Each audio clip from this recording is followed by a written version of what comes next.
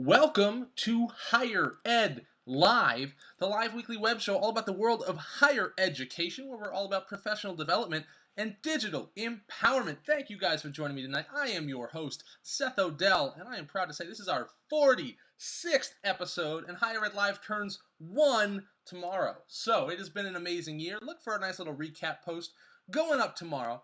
But in the meantime, the year is not done yet, so we better bring you guys a killer show. And that is what we are here to do. But first, as always, let's thank the wonderful sponsors that help make this show happen.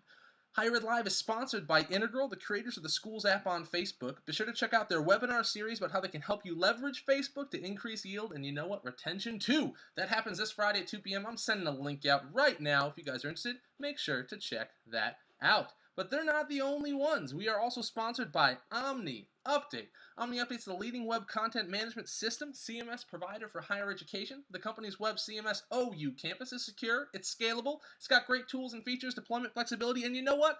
It's got an awesome user community too.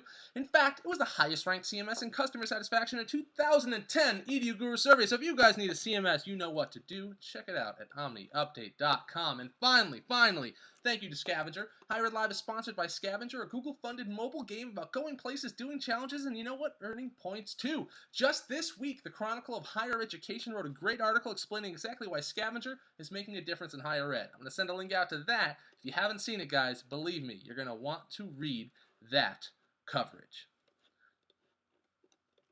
So that's the sponsors. I'm your host, Seth Odell, and usually right around this time, I would do a little something called the Weekly 5, where I cover 5 stories from around the world of higher education that are worth noting, reading, trying to read, starring, doing whatever you can. But guys, I got some news for you. In case you didn't notice, this is not Los Angeles behind me. I just moved to New Hampshire for a new job at Southern New Hampshire University. Very excited about that. But didn't mean I haven't been reading a lot lately. I'm kind of catching up. So no Weekly 5, no unsolicited shout out. Please, no hate mail over it. I do apologize.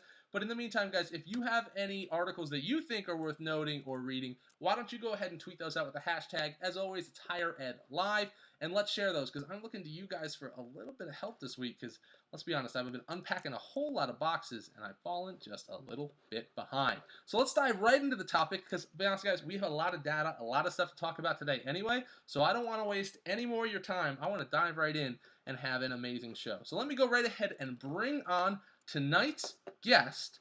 Let me pull her up. Coming to us live from Colorado, we have the one and only Stephanie Geyer, Associate Vice President of Web Strategy Services at Noel Levitz, where she directs website development, e-communications projects, a ton of stuff. And one thing she's involved in is something that I have a feeling you guys are also familiar with. It's their annual E-Expectations Survey, which is just about the most data-filled, unbelievable report ever. And it's something that I'm sure if you guys haven't heard about it already, you're going to want to know it, you're going to want to read it, but I bet you already do, because the information in there is amazing. So, Stephanie, first up, thank you so much for coming on the show tonight. I'm really excited to have you here.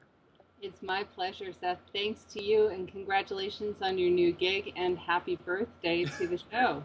Thank you very much. Thank you very much. John, it's exciting. Thank you. Well, thank you for coming on. I'm really excited to have this show. It's one that, you know, I marked it on the calendar a long time ago. Wanted to make sure once the study or the report came out that we were here, we were talking about it, we were able to. But before we dive into it, you know, if just in case anyone out there that's watching isn't familiar with the E-Expectations report, can you just tell us a little bit about what it is, and then we're going to dive right in and talk about the findings.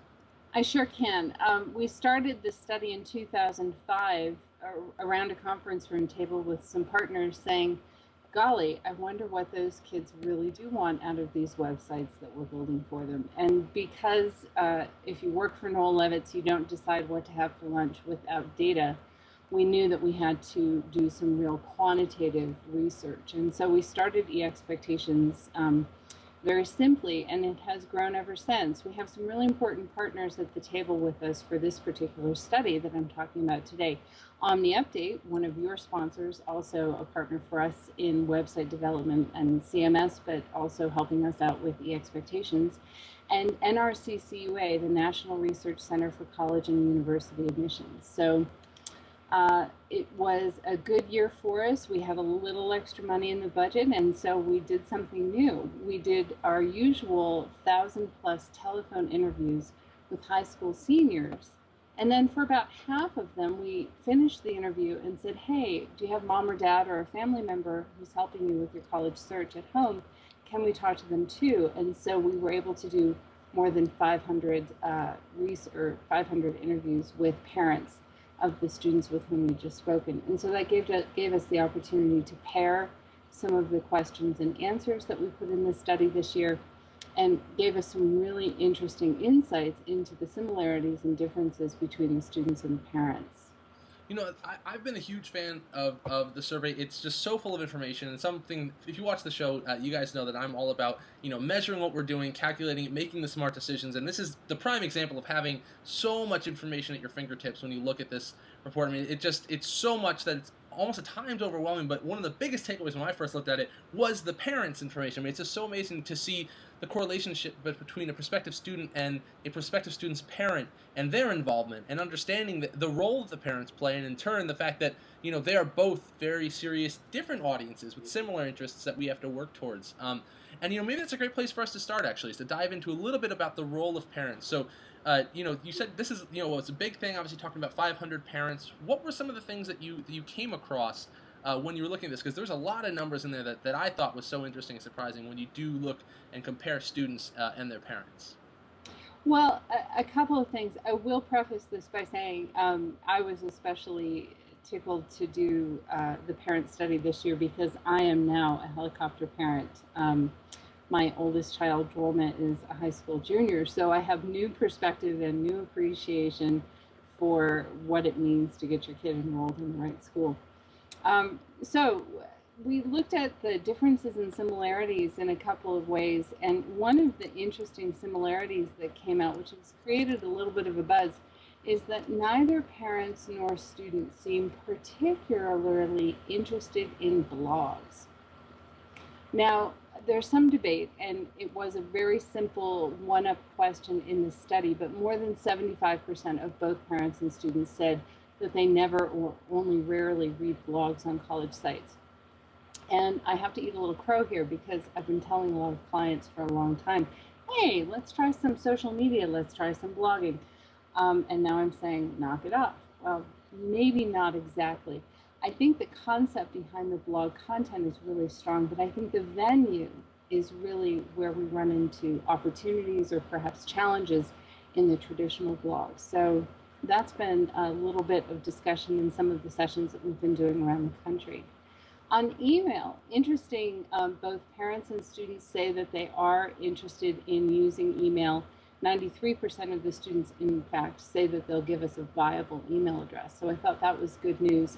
Seth, you and I mentioned earlier an interesting statistic. 24% of the parents in our study said that they pose as their student when perhaps completing an online inquiry form. So take a look at your database and your email database and know that there's a hefty percentage of parents sneaking out there and behaving as their students. And then finally, in terms of the similarities category, I'd say that both students and parents put academic program content at the top of their list. When they're coming to your website, that's what they're looking for first. They want to know, do you have the majors of programs that they're interested in, and what kind of detail is available to them? Yeah, I gotta say that the fact that parents are posing as students was so interesting to me for a couple of reasons. The biggest first question that popped up to me is, why would a parent ever pose as a student? And the only answer that I could come up with is because they want to get information that they can only get if they pose as a student. And that really, to me, just highlighted the fact that maybe we're really missing the point here, that when you look on our websites, the way it's laid out, it shouldn't just be prospective students. When you sign up, there should be an option. I mean, if we're not working to filter these groups so we know where are the parents and where are the students, like you said, our numbers are going to be way off. I mean, we may think that we have, we're generating thousands of leads, but, a third of those could be parents of the same leads that are already there. So when you start talking numbers, this opens up a big can of worms. I love it, though. I mean, I love hearing that because it's so interesting. So, Stephanie, you've been through this yourself. You're the parent of a prospective college student, and that's one question that came in from Mike Petroff that I wanted to put in. He's just wondering, off the bat, as a parent yourself and in the position you are, what are a couple things that you've liked?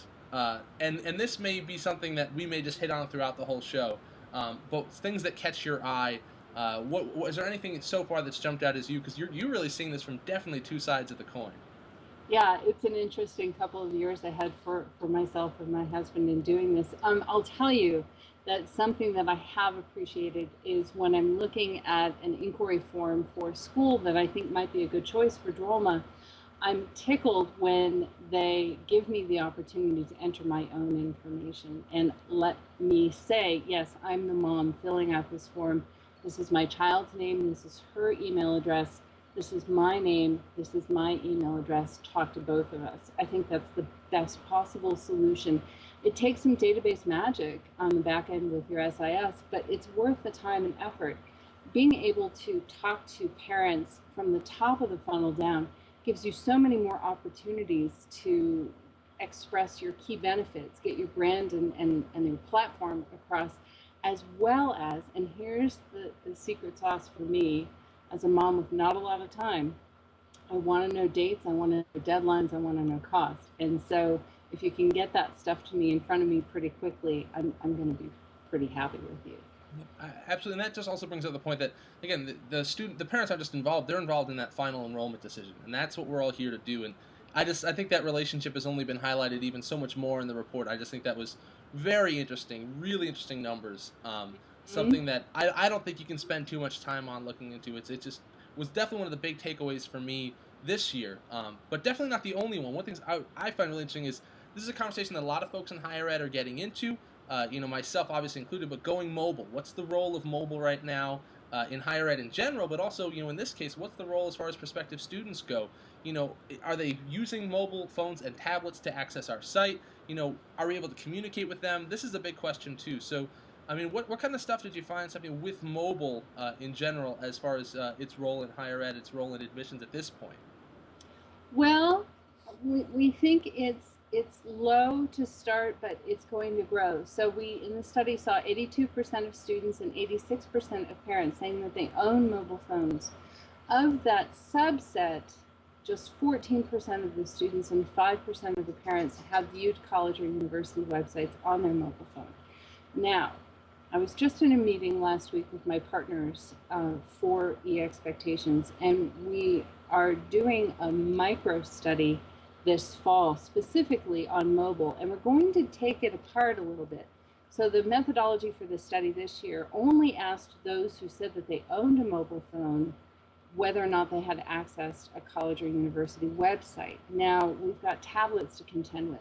And I had another little epiphany. So there are 3 Geyer girls, and there's an iPad in our house now. And I realized that if one of my younger children had been taking this study, Maddie in particular, she would say, no, I don't own a mobile phone. And then she'd be out of that question line.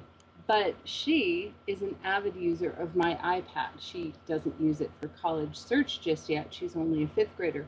She uses it to look for courses that she thinks I'm going to buy for her. So in the micro study that we're going to be doing with our new partners, College Week Live, we're going to ask specifically about tablet use, and we're not going to call out people who don't have a mobile phone. So I think we're going to get a richer response and data set on that point coming up this fall. That's great. That's a really good point too. That as this is emerging, so are the questions and the ways that we try to measure it, and that's going to be a big impact. One thing that I find interesting too is that so many folks are using mobile phones, but it's not being used yet largely in admissions and enrollment. But the question is then, is it not being used because people don't want to, or maybe we haven't found the right way to use it? One of the interesting things that I'm pretty sure I picked up the statistic in the report as cited, but that there was a Pew study in 2010 that showed that online cell usage is greatest among students from the lowest income group. And I just want to highlight this because anyone that knows me knows I am a huge, huge proponent for education and access to education. I think that to me screams huge opportunity as well. So we have an opportunity to reach certain target groups possibly, and if your campus serves many low-income students, I think it's something where mobile content maybe it should be even a higher priority just because the statistics are there to back it.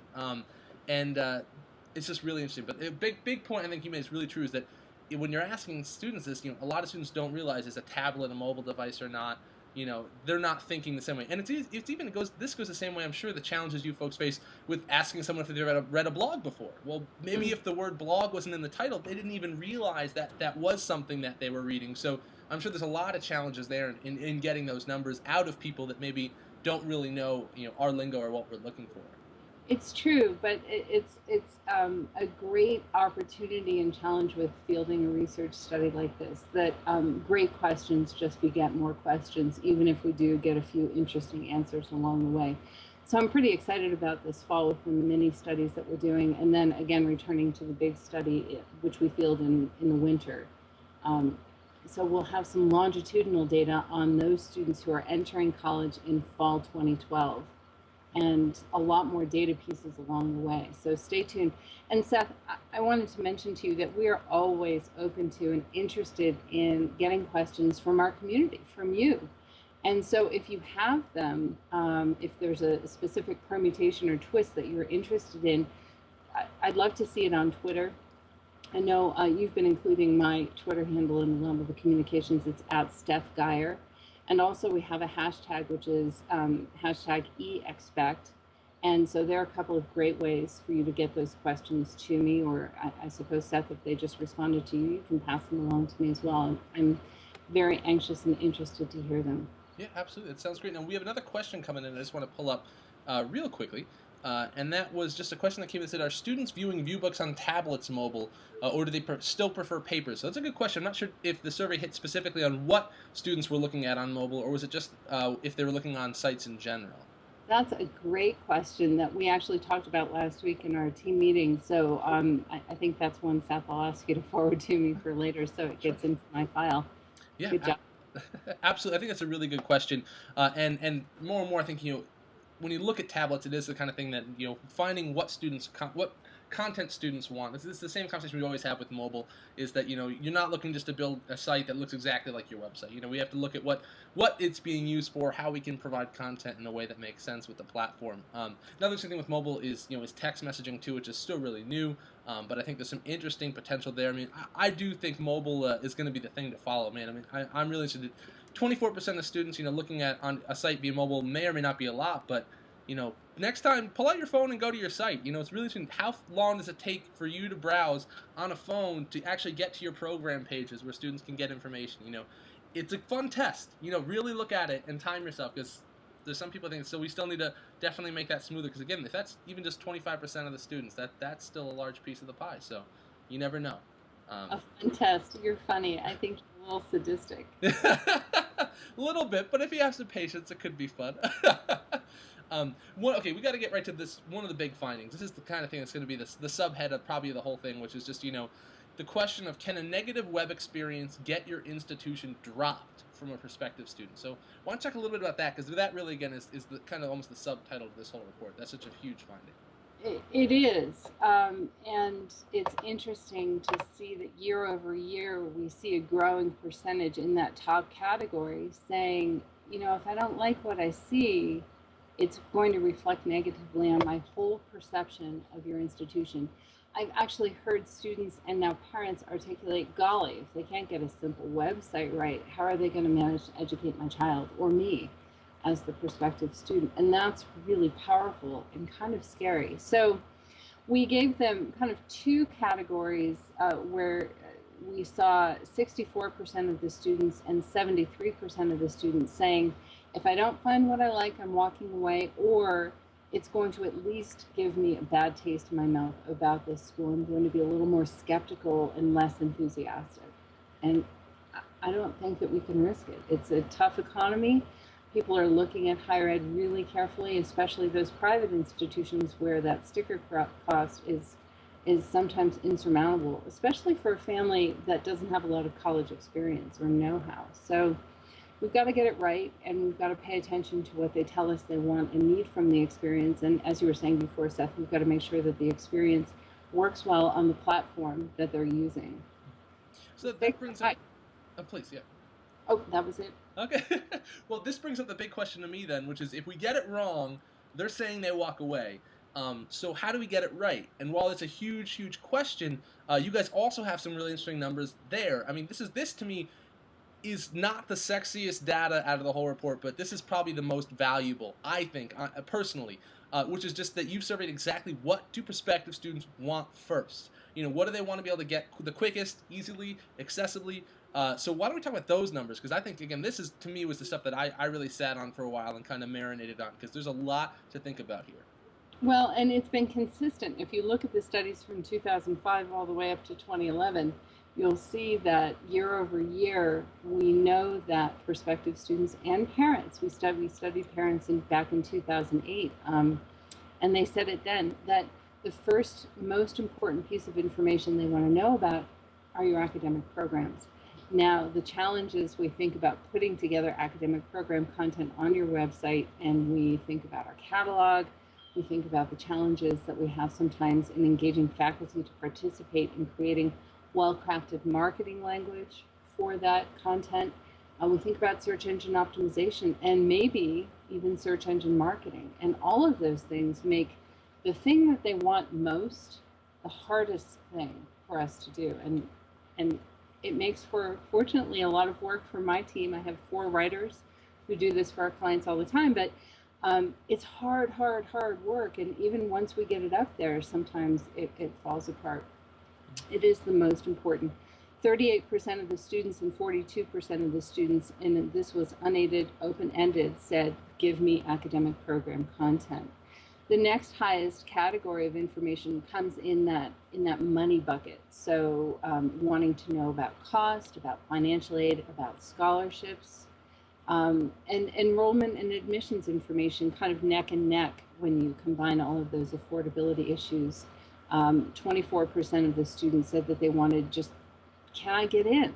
Do I qualify to even consider enrolling at this school? And 21% of the parents were right there with them too.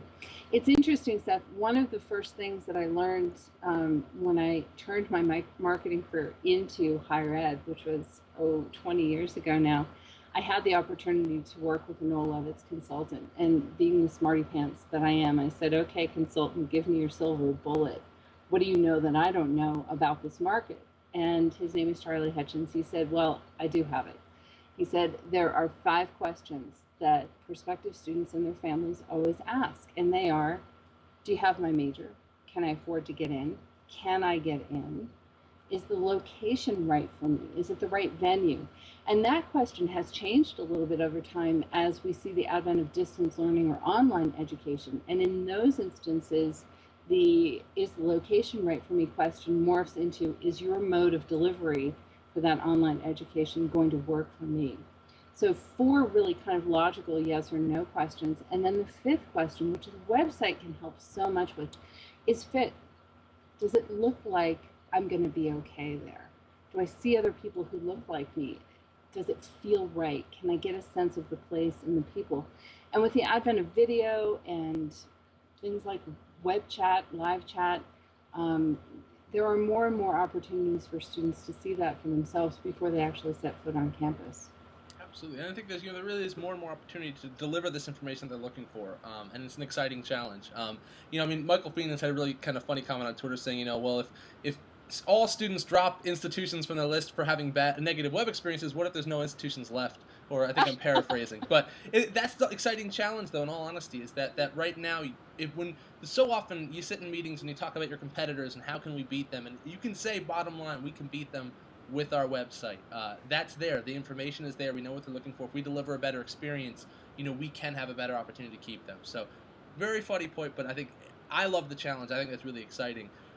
Now, as we talk about things that they want, there are some things that we need to deliver to them, and not just because we should, but literally we have to. And that brings up, I thought, an interesting study just to mention about, which was the cost calculators, which is newly federally mandated. I believe it's starting in October officially. I know it's this fall. I'm not sure when the exact deadline is, but I thought yes. The info on cost calculators I thought was pretty interesting. I thought so too. So just a shout out to Michael Feenan, and also I've just checked my video, and that's Lucy. So she's made an appearance. She's now a web dog. I'm so happy. Okay, so cost calculators, and yes, we're very interested in this. It's a service that we provide for our clients, and so we wanted to know, does it make a difference to them? Can they find them? What's going on with this? So we saw in the study that 36% of the students with whom we spoke had used a cost calculator. Only 28% had used a scholarship calculator. So cost meaning what the net cost is, what the sticker price is, and then scholarship, including the aid and giving them more of a net price. Now, if 36% of the students used a cost calculator, only 26% of the parents had used them.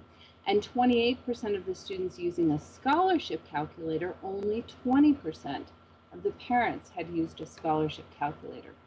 So why not?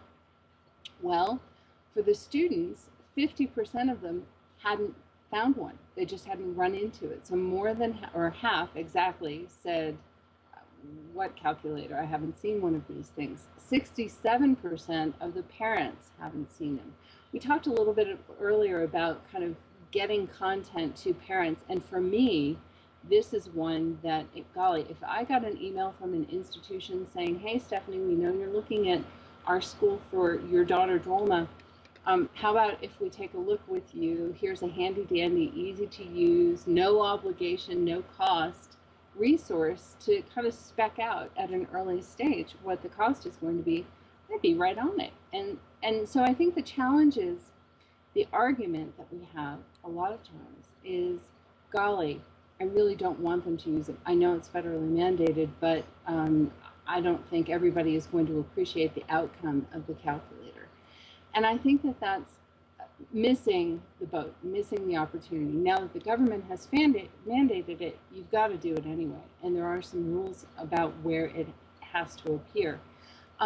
But if you can make sure that the calculator experience kind of gives them a broader sense of value and positioning and what your institution will deliver for that net dollar amount, then I think you're in much better shape.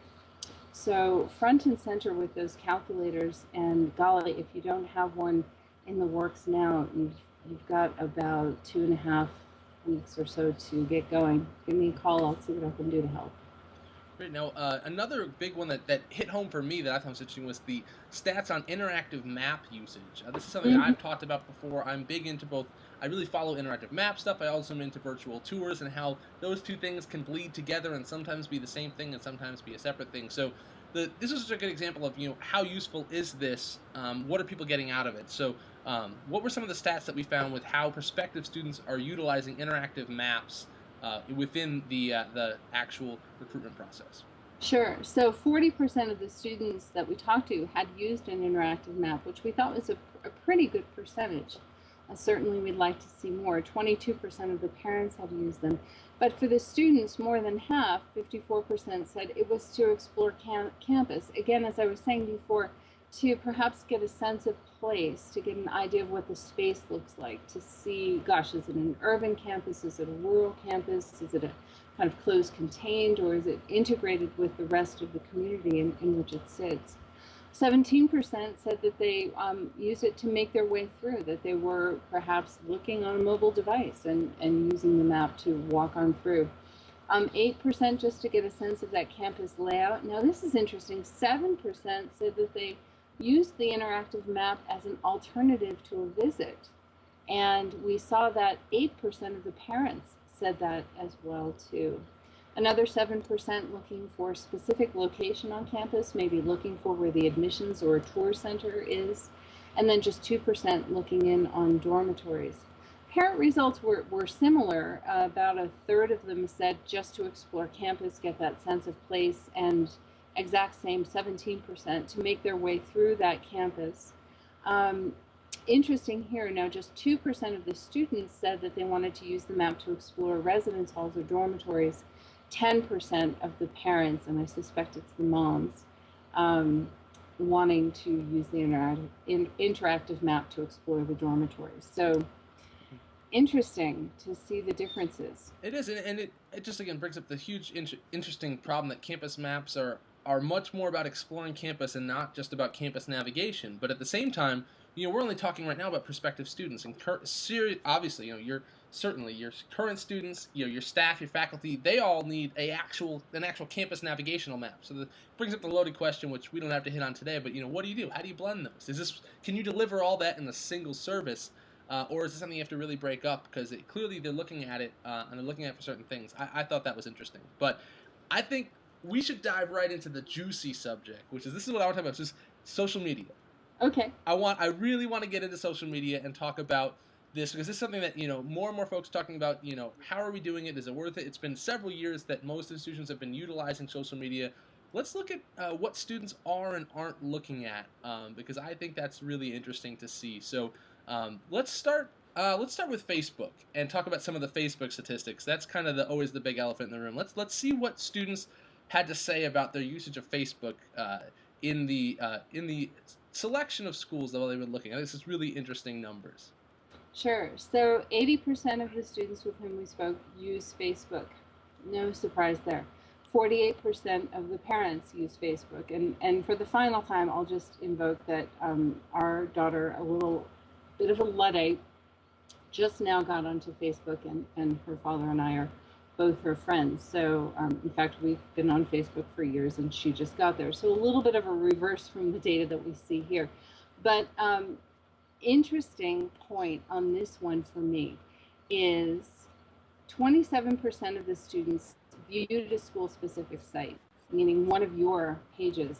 12% of the parents viewed a school-specific site. So less than half of the parents and the students looking in on a college or university website. Now, here's the interesting bit. Just 15% of those students engaged, posted a question, gave a like, added a comment in some way.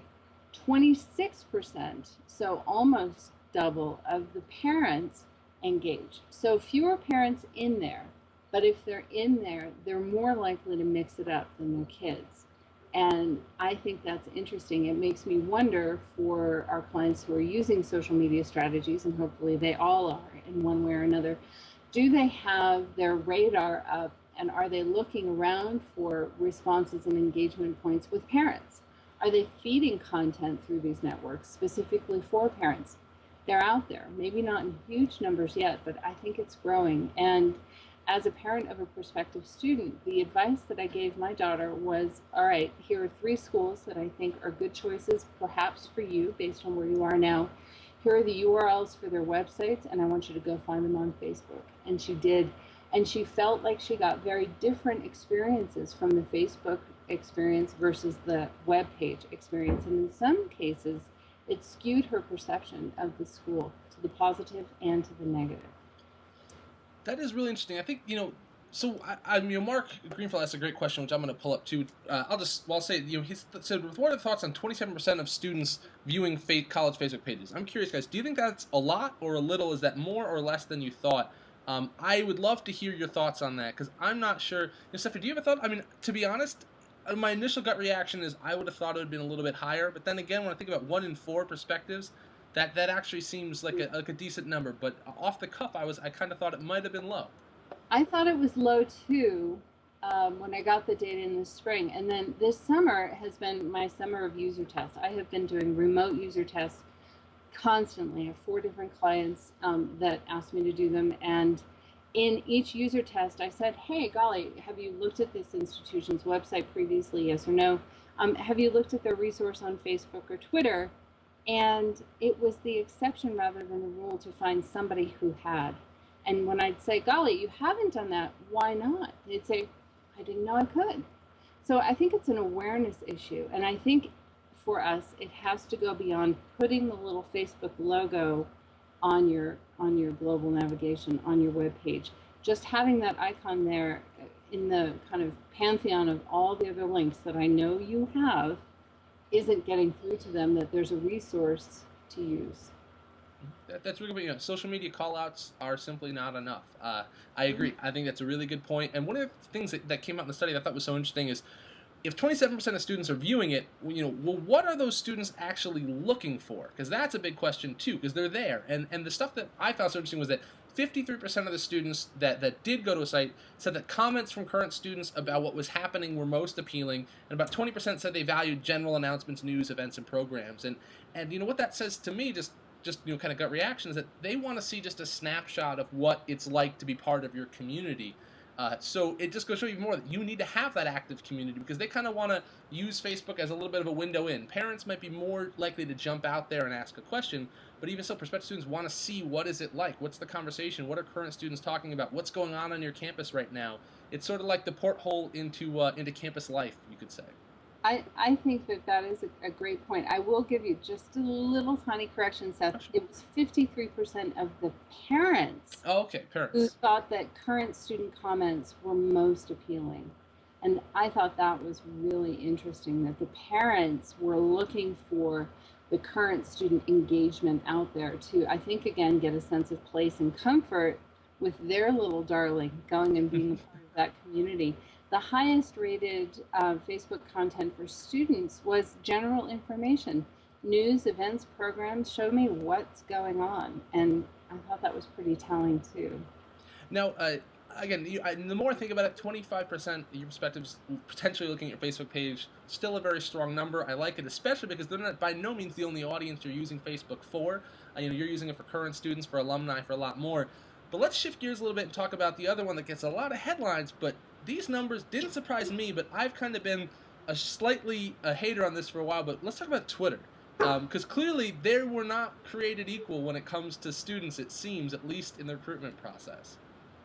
It's true. Twitter, we thought last year was going to go through the roof. And so I'm going to go back a few years in e-expectations lore. So in 2009, we started asking about Twitter, and we got 3 students on a bank of like 1,009, not 3%, 3 students who said that they were using Twitter. We thought, a little more media hype than actual usage. Interesting. Then last year in 2010, it went up to 8%. So there were 80 plus students who said that they were using Twitter. And we thought, aha, a bullet, a trend.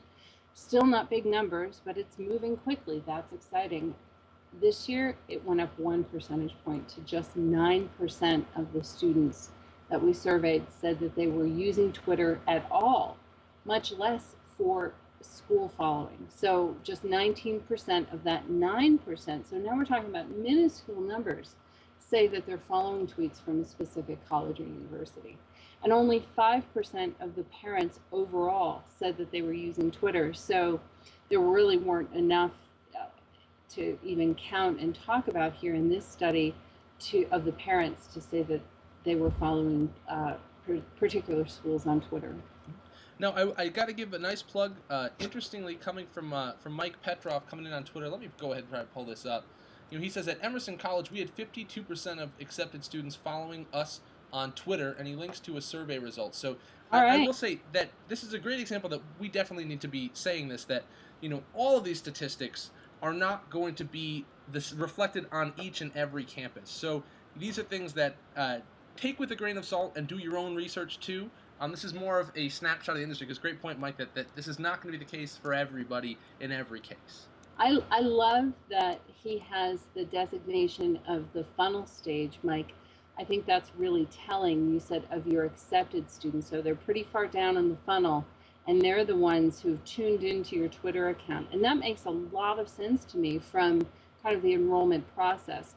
Our particular study had everybody from the prospect stage all the way through enrolled, and I think that that's probably the difference. But to your point, Seth, everybody should try out some of these questions on their own campuses at different funnel stages and see what you get. Absolutely. Now, the next one we got to get into too is always one of my favorites to talk about. As you guys know, I work with video. That's what I do. So let's talk about YouTube stats a little bit, because that was also pretty interesting to me. Yeah, I thought it was interesting too. So 27% of the students and 17% of the parents say that they went to YouTube or another video site to see resources from schools on their list. So that 27% is actually on par with the 27% who went to Facebook. Maybe they're the same ones. I guess I should go back and see if there's a correlation there. But I thought that was really interesting to see. It goes up when we ask how many students and parents will look at videos exactly on the college or university sites themselves. And there we see doubling. 55% of the students say that they'll do that, and 43% of their parents say that they'll look at videos on your website. So having those assets out there, it just makes a lot of sense. Then we look at topics. It's interesting to see the differences there. On the student side, and I don't think this is rocket science here to figure this out, on the student side, 48% said that they wanted to see videos about student life. For the parents, the top rated was 43% of the parents saying academic programs, classes, faculty, top rated video content. But parents, their number 2 was also student life. So it's just a flop between those two. Students put academic program content on top. I'm sorry, student life content on top. Parents put the academic program stuff on top. I think there's a lot of opportunity with video. I think your new gig, Seth, it's just going to be great. Yeah, I'm really excited. For folks that don't know, I'm working as video marketing manager at Southern New Hampshire University. Very excited about it, and it is hitting home exactly with this. I mean, there's a lot that I see here. One of the interesting things I see is that the same amount of students are going to YouTube as they're going to Facebook, but those more students that don't go to YouTube can still interact with YouTube video content on your site. And that's not the case for Facebook. That's really interesting. So you're talking about the main way that people are seeing your videos is on your site. And that just brings up the huge problem that I think so many institutions don't tackle, which is, producing the video is not the ultimate challenge. The ultimate challenge is finding a way to put that content in front of the person that wants to view that content, even if they don't know they want it. And that's all about content placement on your site, putting it in the right place. Again, can of worms, but I think really interesting stuff. It just really goes to show, in my opinion, that video is really important. And as always, it's really great to see what people want to see with video.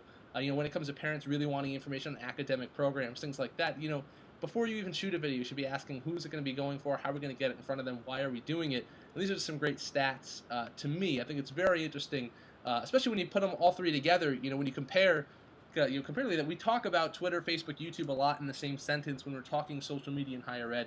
But these numbers are showing that I don't really think it's a totally equal playing field at this stage, and maybe that's something we should think about when we talk about allocation of resources or staff time or how much we're doing.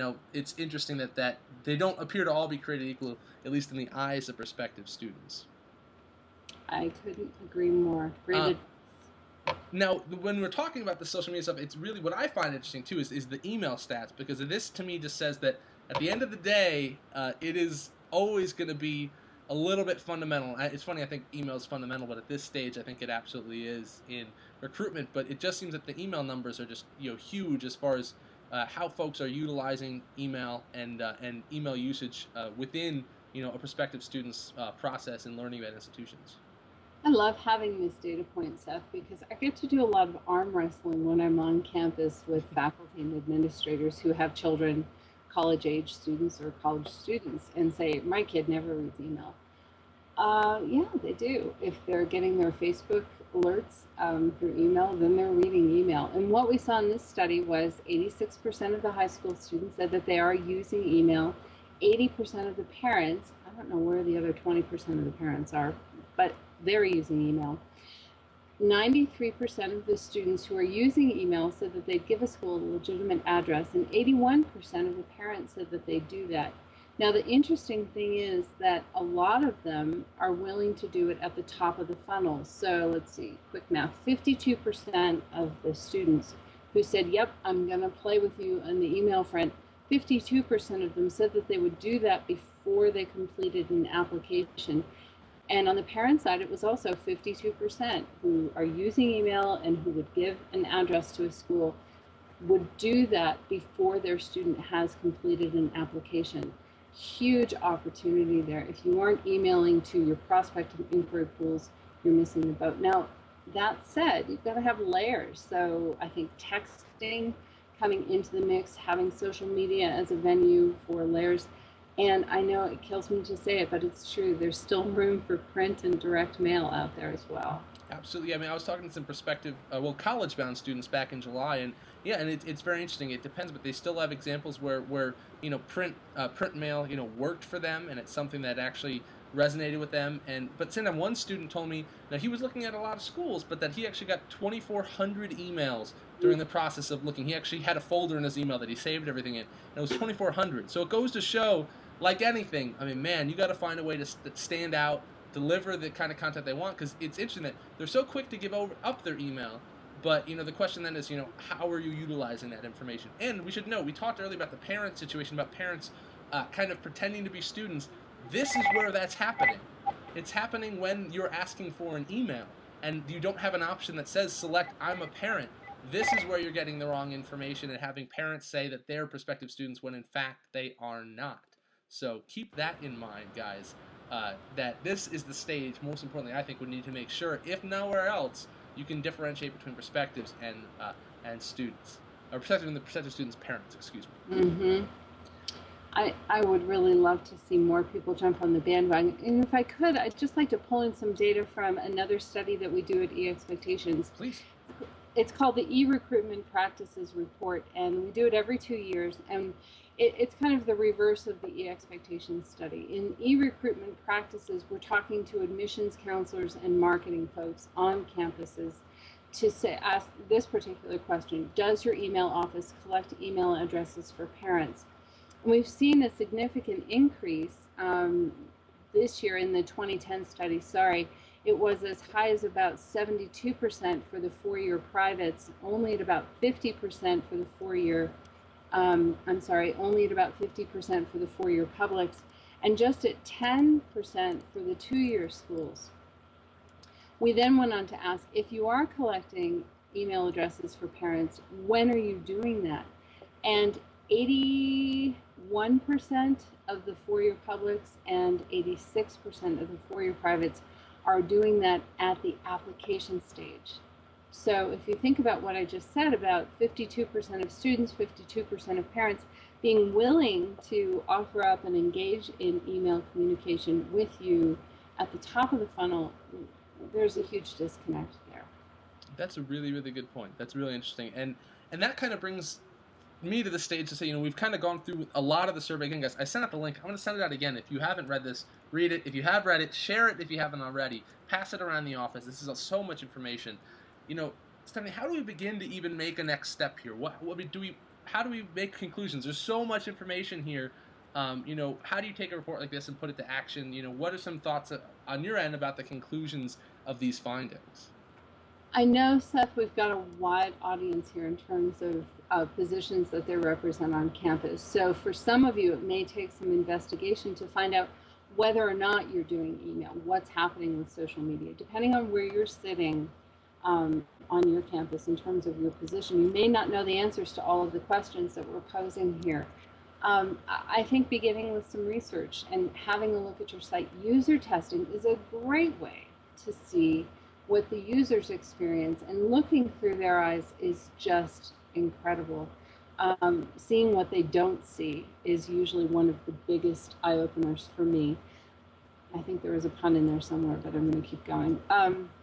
And I think it's really instructive also if you're trying to gin up some support with your administration in making a change on your website or getting more resources behind your social media efforts or your video efforts, to get some research going to support that, to say, golly, the market is there. Use E-Expectations as a launching pad for your own stuff. I love what Mike Petroff is doing at Emory. I think that that's a great example of saying, gosh, national data here, but our people at the applicant stage or at the accepted stage are here.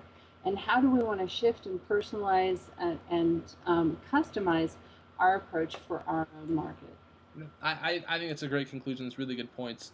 Again, it is all about taking this as the starting point, looking at how it is for you. It's going to be a little different. I mean, one of the big takeaways, as I look at sort of as a recap of this, is just simply parents. Parents is a huge issue that I think needs to be addressed even more. I think it's really interesting. Testing your site, I could not agree more with testing. That's so important. And then this is a basic thing, but it's so important, is what do people want? I mean, are academic programs actually front and center on what you're doing? That's a really good question, if they are or if they're not. That's important to me. And then finally, guys, when you talk about social media, your numbers will be different. I mean, as Mike Petroff mentioned, his numbers are definitely different. But, Facebook to me is the clear winner, and YouTube is everywhere. But, I mean, this is going to open up a can of worms that I'm not going to even begin to tackle tonight. But this survey also told me that YouTube isn't social, that people are watching your YouTube videos on your site. So that doesn't mean they're commenting, they're starring, they're favoriting. They are doing that on YouTube, but the way they're interacting, the majority with your video content is on your site, which is static video, which is fine. It's great, but that's important to think about. That when you talk about video, video isn't always social. And that's, again, going to have to probably be its own show at some point down the line. But so much information here, and I love the email stats. It just, at the end of the day, what my takeaway from the whole thing is just the fact that we always need more and more information to do our jobs right, to do our jobs better, to always better ourselves. And this is what this is to me. This is ammo in the conference room. When you need to come in and get your points across and get things done, this is where you have a baseline to talk about, to have some information, some data behind you. So for that, Steph, I got to thank you and Noel Levitz and and Omni Update and everyone that makes this possible, because it really is an amazing resource to the community. So I really, speaking on behalf of myself and everybody else, I really appreciate having this information available. It's my pleasure. It's one of the most fun parts of my job at Noel Levitz. I've been with the company for 14 years. I've been doing this now for 6 or 7 years, this study, and it's great fun. It gets me connected with my community, and I love the dialogue that comes out of it. I like the arm wrestling that we have about different topics. I think that's fun, and it just helps us all work a little bit smarter and in tune with what our market wants. And at the end of the day, that's what we've got to do. Absolutely agree. Absolutely agree. Well, listen, thank you so much for being here, and to everyone that's watching, guys, thank you so much for tuning in this week. I want to let you know, next week I am back with a really great show on mobile in the classroom with Richard Byrne. He's from freetechnologyforteachers.com. He's been on the show before. Unbelievable talent, and he's talking about all sorts of amazing ways that teachers are using cell phones today to enhance learning. That's a really exciting topic. So if you guys are into revolutionizing the classroom at all, guys, cannot miss next week. So once again, guys, I am live from New Hampshire, moved out here, happy to be here, happy to be settled in. So Stephanie, one last time, thank you so much for coming on the show tonight. I really do appreciate it. It's my pleasure. And just another quick pitch to say, please. #eExpect if you've got questions for me to add into the fall mini studies that we're doing, or for next spring. And Seth, I'm really grateful. I think you're doing a great thing with this program, and thanks for the chance to let Noel Levitz and the E-Expectations program join you. Thank you so much. I really appreciate that. I love doing this. As I said, we are turning 1 tomorrow. So, happy birthday to HigherEdLive. Expect even bigger things, some big announcements coming out tomorrow. So finally, guys, thank you for tuning in. I hope you can make it next week. Thank you to Stephanie Geyer from Noel Levitz. I will see you guys next week. I hope everybody has a great night.